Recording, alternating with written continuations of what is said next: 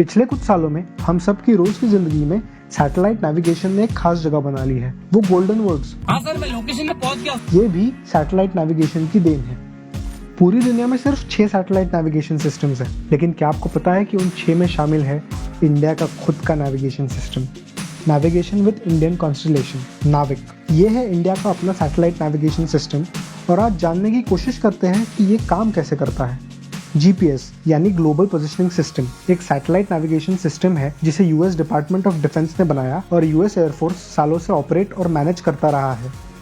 1999 Indo पाक Kargil war, जब Pakistani troops को LOC के पास ट्रैक करना था, तब इंडिया ने अमेरिका से GPS असिस्टेंस मांगी, लेकिन इंडिया की वो रिक्वेस्ट डिनाई हो गई। 20 जनवरी 2009 बराक ओबामा की स्वेरिंग इन सेरेमनी के वक्त सिक्योरिटी रीजंस की वजह से GPS सिग्नल्स बंद कर दिए गए थे एंड पोखरन में ब्राह्मोस सुपरसोनिक मिसाइल की टेस्ट फायरिंग, जिसमें GPS का क्रूशियल रोल था, वो फेल हो गई। ये रियलाइज होने लगा कि इंडिया का अपना कोई सैटेलाइट नेविगेशन सिस्टम होना काफी क्रिटिकल है। इंडिया के खुद के Indian regional navigation satellite system IRNSS पे काम चल रहा था।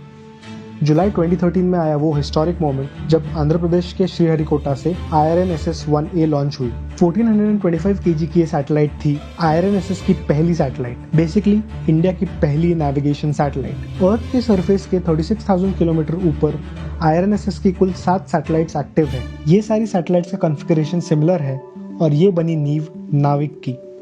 लेकिन समझने की कोशिश करते हैं कि आखिर सैटेलाइट्स के जरिए ये नेविगेशन पॉसिबल कैसे होता है। सपोज आप अपने घर पर हैं, ऑर्बिट में जो सैटेलाइट्स है वो आपके घर से अपना डिस्टेंस कैलकुलेट करती है। हर वक्त एटलीस्ट 4 सैटेलाइट्स आपके फोन से कम्युनिकेट करती है एक रिसीवर के जरिए, और ऐसे ये सैटेलाइट्स आपको आपकी लोकेशन बताती है। इस तरह सैटेलाइट्स मल्टीपल लोकेशंस के बीच का भी डिस्टेंस बता पाती है। रिपोर्टेडली अर्थ के कर्वेचर की वजह से जितनी ज्यादा सैटेलाइट्स हो उस पॉइंट की लोकेशन के लिए, उतना बेहतर। ये सैटेलाइट्स फ्रीक्वेंसी बैंड्स के जरिए रिसीवर को इन्फॉर्मेशन भेजती है। GPS सिस्टम L बैंड की फ्रीक्वेंसीज यूज करता है। इस मामले में नाविक GPS से रिपोर्टेडली ज्यादा एक्यूरेट है, क्योंकि नाविक डुअल बैंड्स की फ्रीक्वेंसी यूज करता है, L and S। Information accuracy के लिए इन सैटेलाइट्स में क्लॉक्स इंस्टॉल्ड है। INRSS सीरीज के टाइमर्स की accuracy 100 millionth of a second तक जाती है, और रिपोर्टेडली वो टाइम जो एक डिवाइस को लगता है सैटेलाइट सिग्नल और डेटा को रिसीव करने में, वो टाइम नाविक का GPS से कम है। इस टाइम को टाइम टू फर्स्ट फिक्स कहते हैं, मतलब आपकी लोकेशन नाविक पे ज्यादा जल्दी डिटेक्ट होगी।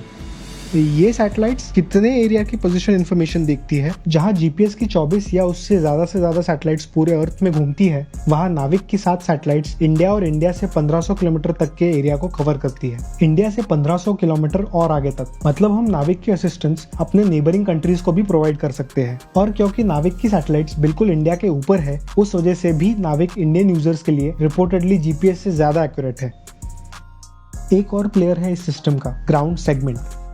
सैटेलाइट की मेंटेनेंस की रिस्पांसिबिलिटी होती है ग्राउंड सेगमेंट की। ISRO navigation centre, IRNSS space control facility जैसी कुछ बॉडीज ग्राउंड सेगमेंट का पार्ट है।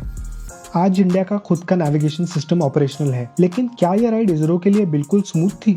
नहीं, कुछ सेटबैक्स जरूर थे।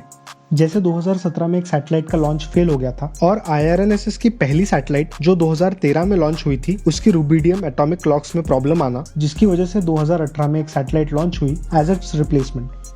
प्राइम मिनिस्टर नरेंद्र मोदी ने इस नेविगेशन सिस्टम IRNSS को नाम दिया नाविक, नेविगेशन विद इंडियन कॉन्स्टलेशन। नाविक नाम ना ही सिर्फ एक एक्रोनिम है, बल्कि इसे रखा है as a tribute to India's boatman जो बिना किसी फॉर्मल सिस्टम के सालों पानी में नेविगेशन करते आए हैं।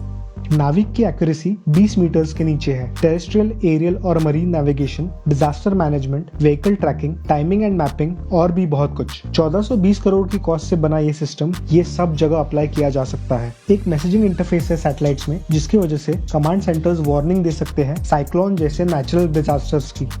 फरवरी 2020 में एक स्मार्टफोन में पहली बार नाविक सिस्टम आया, और आगे और भी फोन्स धीरे धीरे नाविक के साथ मार्केट में लॉन्च हो रहे हैं।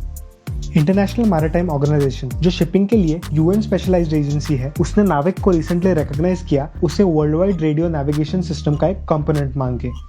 कारगिल और पोखरन में खुद की नेविगेशन टेक्नोलॉजी ना होने की हेल्पलेसनेस से लेकर आज जहां नाविक कोई साइक्लोन की पॉसिबिलिटी पे हमारे फिशरमैन को अलर्ट करके उन्हें बचा सकता है, ये सफर काफी लंबा रहा और दिलचस्प रहा। ऐसे एफर्ट्स को एनकरेज करने के लिए ये वीडियो ज्यादा से ज्यादा लोगों तक शेयर करें, जिससे सबको पता चले कि इंडिया ने नेविगेशन के फील्ड में कितनी लंबी छलांग लगाई है।